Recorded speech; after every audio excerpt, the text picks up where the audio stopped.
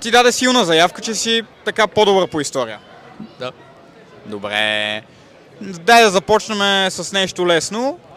Можеш ли ми кажеш кога е била битката при Ахелой? Коя година? И при кой владетел? При цар Симеон 917 примерно. Добре. Entry level го мина. Можеш ли ми кажеш кога е била битката при Клокотница? 1230.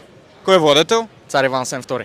Добре, ти ли си профил история? Не, аз съм други неща. Икономика, менеджмент, уча, ама нищо. Ама имаш знания по история просто. Добре, дай нещо по-сложничко са.